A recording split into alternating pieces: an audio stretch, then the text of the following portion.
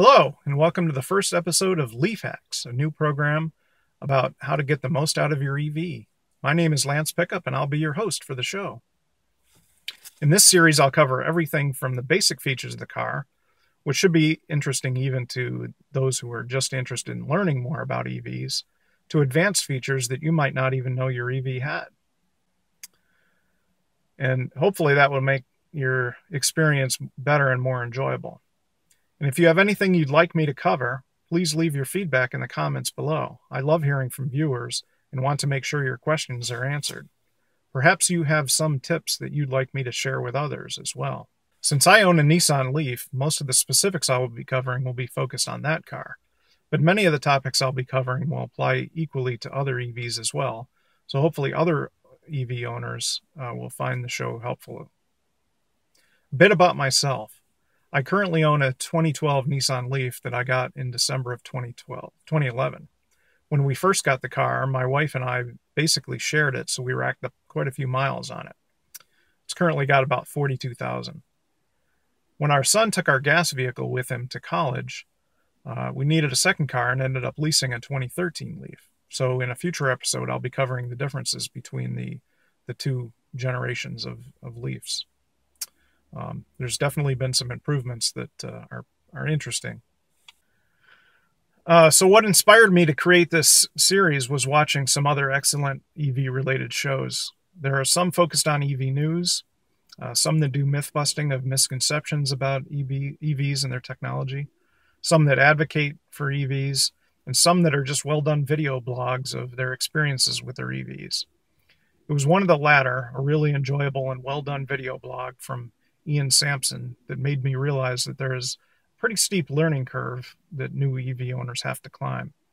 While in many ways EVs drive pretty much like regular car, there are still many other things you need to learn about the car to use it to its full potential, and thus LEAFHacks was conceived.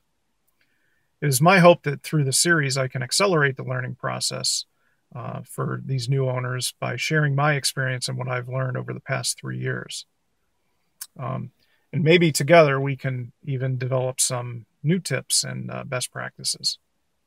So let me start the show by listing some of the resources that I've used over the past few years, both as a helpful reference, but also as an acknowledgement that ultimately many of the things that I have learned have actually come from other places, and I'll provide links to these below.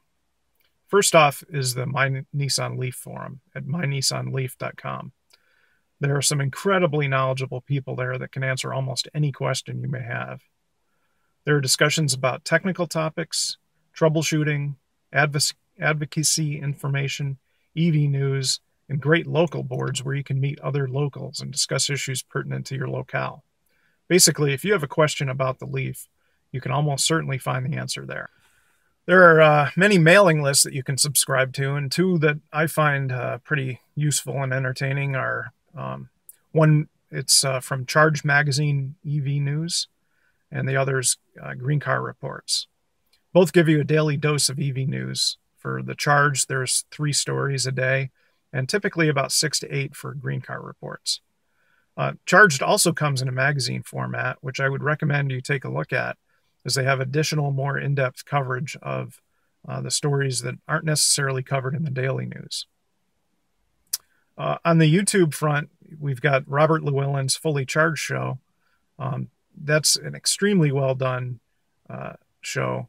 Robert is very entertaining and covers a wide variety of topics, from advocacy to reviews of various EVs.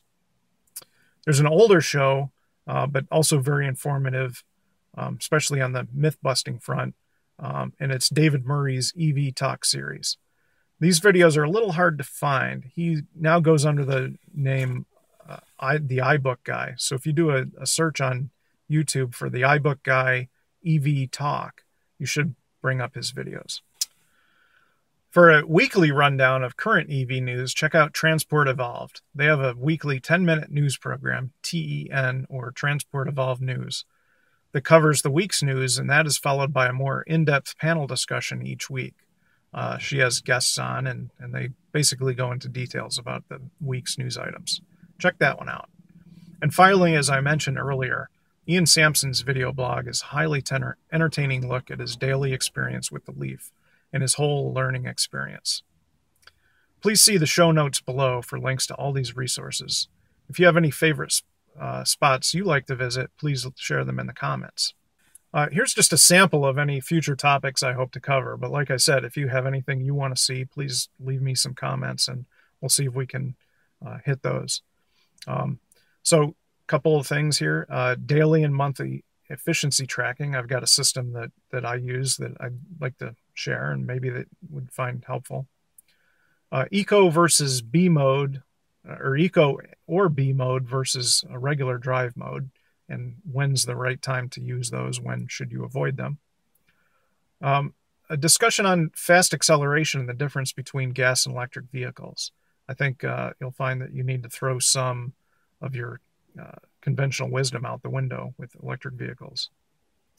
Locating and using charging stations, including charging station etiquette.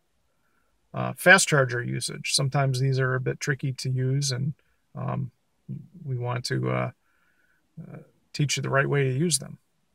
Lithium-ion battery charging technical discussion. Have you ever wondered why the charging tapers off? That kind of thing. The 2011-2012 versus 2013-2014 Leaf comparison. Known bugs and issues with the car. What to expect and when low on charge, sharing your home charging station, workplace charging and etiquette and some tips there, use of timers, including the charging timer and the climate control timer, some third-party apps that you might find useful and how to use those, and then climate control use in general and how, especially as it relates to the older generation of the Leaf, it's somewhat a little tricky there. But coming up in our next episode, we'll take a quick look at the car's instrument panel and nav/infotainment system. This will help those that are not familiar with the Leaf get a quick introduction to it, as I will be showing some of these features in more detail in future videos. Until then, don't forget to subscribe to this channel, and if you like the video, please give me a big thumbs up. Until next time, so long.